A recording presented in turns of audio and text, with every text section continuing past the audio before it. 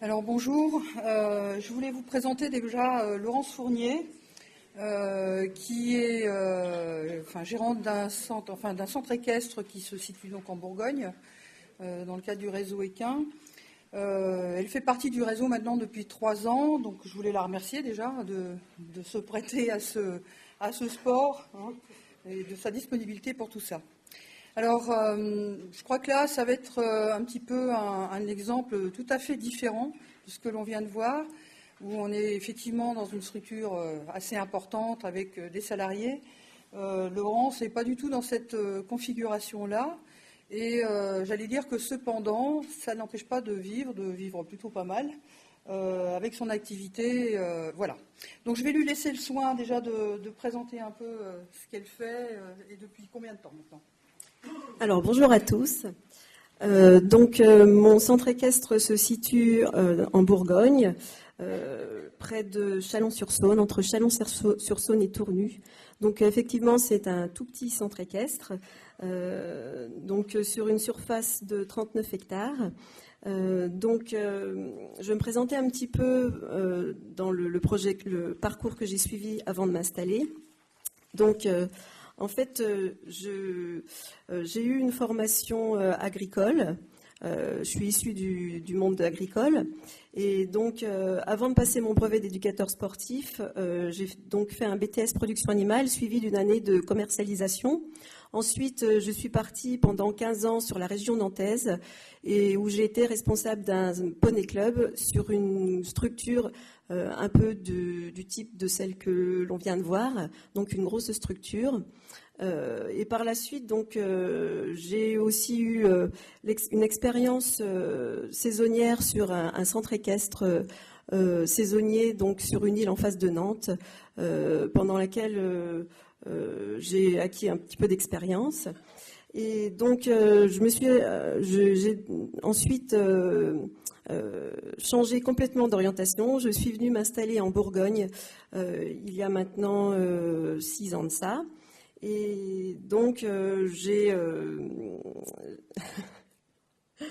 développé une activité un peu différente de celle que j'avais déjà eue quand j'étais en région nantaise. Donc, quand je me suis installée, j'ai déjà fait une petite étude de marché pour voir ce qui se passait autour de mon centre équestre, enfin, du futur centre équestre que je voulais créer. Comme je suis dans un tout petit village, j'ai regardé un peu la zone de chalandise, voir quels étaient mes éventuels concurrents, voir ce que proposaient les autres centres équestres aux alentours. Et donc, je me suis aperçue que le créneau que je voulais développer n'était pas du tout développé. Donc, je me suis lancée et j'ai créé une école d'équitation pour les enfants, essentiellement axée sur les enfants, pour un public d'enfants de 2 à 12 ans. Donc, dans cette école d'équitation, j'ai une spécialité, c'est le baby poney pour les enfants de 2-4 ans. Et à côté de ça, donc, une formation un petit peu plus classique, mais toujours très ludique, avec les enfants de 5 à 12 ans. Voilà, donc actuellement, je me suis donc installée, j'ai commencé mon activité en 2007 et j'ai 70 licenciés aujourd'hui. Alors, en plus de cette école d'équitation, je suis seule à travailler sur ma structure. J'ai développé aussi un autre aspect. J'ai créé une ferme pédagogique qui est destinée à l'accueil de groupes. Au départ, c'était pour accueillir des écoles, des centres aérés, des scolaires. Et puis, j'ai eu un créneau aussi, on m'a demandé d'accueillir du public d'handicapés. Donc, je reçois aussi des groupes de personnes handicapées sur une ferme pédagogique. Alors, la ferme pédagogique est en parallèle avec l'école d'équitation. Et donc, sur la ferme pédagogique, j'ai décidé d'acquérir des animaux miniatures, de petite taille, de façon à ce qu'ils soient faciles d'approche pour les enfants et pour les personnes handicapées. Donc, j'ai des lapins, des petits cochons, des poules, des vaches miniatures, enfin bon, en plus de tous les poneys. Alors, la troisième activité que j'ai développée, c'est également la pension, mais c'est une activité que j'ai choisie au départ quand je me suis installée, parce que bon, je ne savais pas vraiment si si l'activité d'école d'équitation allait être très lucrative au début. Et donc, c'est un petit peu la façon de pouvoir pallier aux soucis si mon école d'équitation démarrait mal. Donc, la pension, au départ, j'avais une dizaine de chevaux et poneys en pension. Mais bon, j'en ai de moins en moins. Maintenant, je pense, passer à 5 ou 6 chevaux en pension, vu que mon activité d'école d'équitation et de ferme pédagogique marche bien. Et enfin, j'ai une toute petite activité d'élevage. J'ai en fait un Shetland entier, étalon, de façon à renouveler ma cavalerie, mais j'ai 1 ou 2 poulains par an, pas plus. Voilà. Alors, concernant l'historique de mon exploitation, comme je vous le disais, je me suis installée en mai 2007, donc en créant mon Poney Club. Donc, au départ, j'ai acheté un corps de ferme et mon mari et moi avons acheté 9 hectares de terrain. Et nous louons maintenant en plus 30 hectares appartenant à la famille, parce que quand je me suis installée, j'ai repris une partie de l'exploitation de mon père qui est parti en retraite au moment de mon installation. Mon père était exploitant agricole, il élevait des bovins viande et des ovins. Donc voilà. Donc, quand on a eu acheté le bâtiment et donc rénové le bâtiment, j'ai pendant 2 ans travaillé sans manège, donc avec une carrière, une sellerie et salle d'accueil sanitaire. Et donc, au bout de 2 ans, je me suis aperçue que travailler dehors dans nos régions, sans manège, c'était un peu compliqué, surtout avec les petits. Pour fidéliser la clientèle, j'ai donc décidé de mettre en place et de construire un petit manège. Alors c'est vraiment un petit manège adapté aux tout petits. Donc voilà. Donc au niveau du manège que j'ai mis en place, c'est un manège qui fait 20 par 20. Donc c'est vraiment une petite structure, mais qui permet l'hiver de faire des cours à l'abri du vent, de la pluie et du froid. Concernant les facteurs de production de mon exploitation, je suis la seule à travailler, comme je vous le disais précédemment. Alors, j'ai évidemment des bénévoles qui m'aident sur l'exploitation. Donc, j'ai un papa en retraite que j'arrive à occuper pleinement sans problème. Mon mari qui s'ennuie, donc... que j'occupe aussi, pas à plein temps, parce qu'il travaille un petit peu à l'extérieur quand même, puisqu'il est salarié dans une autre entreprise. Et puis, je travaille aussi beaucoup avec mes voisins, qui ont également une exploitation avec des pensions de chevaux et qui sont un petit peu en complémentarité avec ce que je fais. On travaille ensemble pour tout ce qui est faire les foins, entretien des prairies et puis éventuellement pour l'accueil de groupes quand j'accueille des classes sur ma structure. Quand j'accueille 60 enfants, j'ai mes voisins qui viennent, qui ont les diplômes et qui viennent me prêter main forte.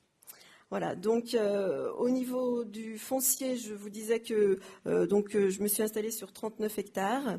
Alors l'avantage de ça, c'est que tous mes chevaux sont en pâture.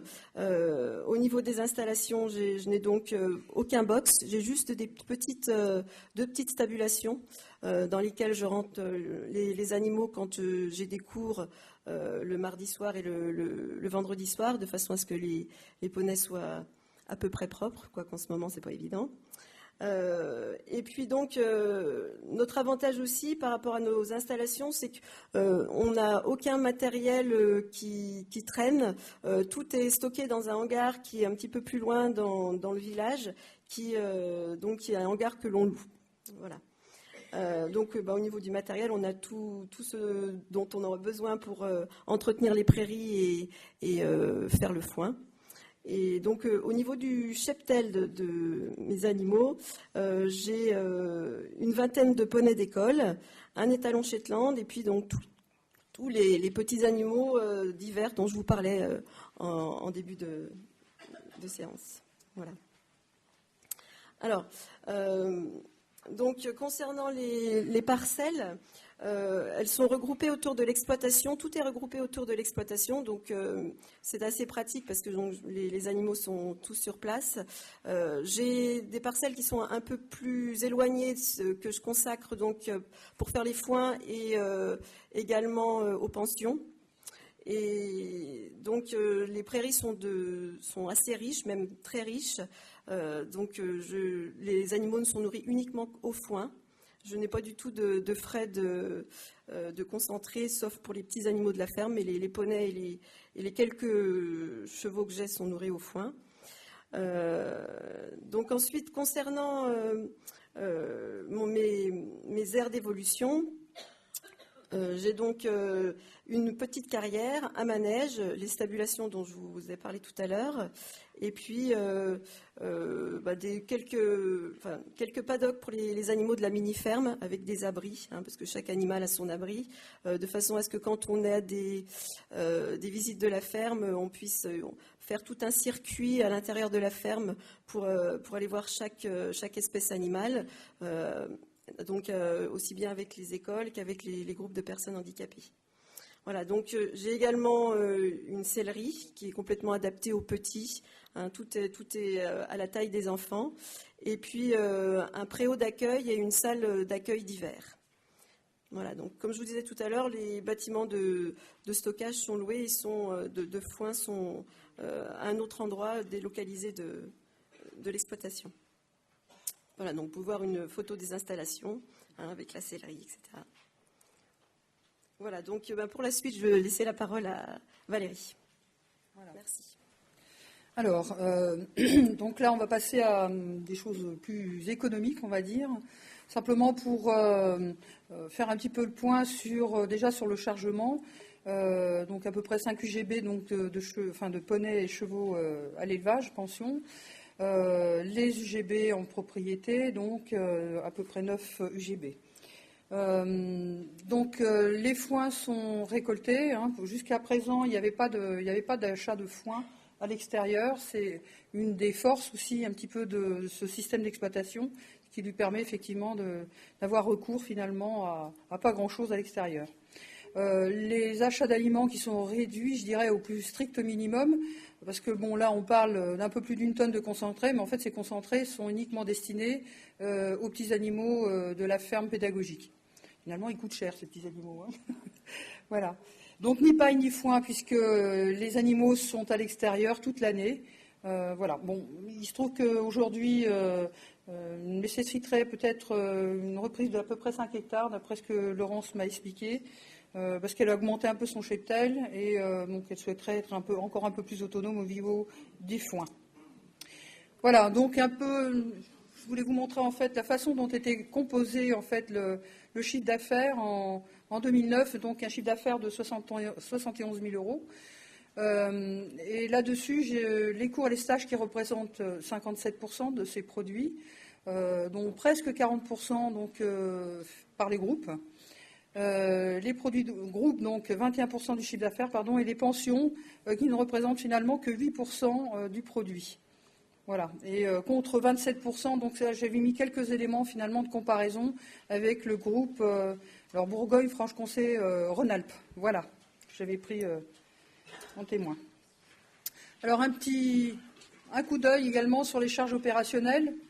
Donc vous constaterez également que c'est effectivement le point fort.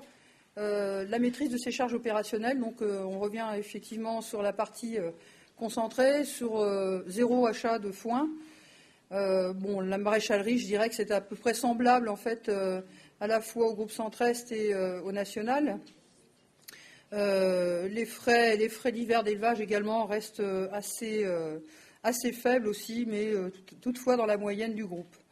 Donc, vous constaterez également qu'au total par UGB, effectivement, ces charges opérationnelles qui se montent à 652 € restent effectivement assez faibles. Concernant donc les charges de structure maintenant, le point fort, effectivement, mais j'allais dire c'est la structure qui veut ça, c'est la main-d'œuvre. Il n'y a pas de main-d'œuvre salariée, donc effectivement, ça enlève effectivement un gros poids sur le montant de ces charges de structure. La partie foncier également, il faut aussi avouer que c'est des fermages qui ne sont quand même pas très élevés. Alors bon, c'est de la location auprès de la famille, mais bon, après tout, c'est aussi un atout. Et il faut faire feu de tout bois dans ces cas-là. Sur la partie matériel et bâtiment, les charges sont relativement élevées, on va dire, mais bon, reste toutefois dans la moyenne en ce qui concerne donc les bâtiments.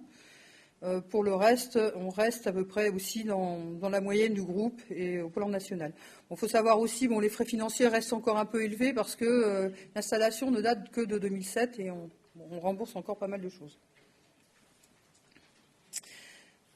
Donc on en arrive maintenant à l'EBE. Il vous reste 5 minutes. Oui, j'aurai fini. Pas de souci. J'ai presque terminé. Voilà, donc un EBE de 25 000 €, un peu plus, presque 26 000 €, soit un pourcentage d'EBE sur produit qui est de 38%. Sur le groupe 113, par comparaison, on est à peu près à 20%, et au national, on était à 25%, donc c'est sur des chiffres 2009, j'entends.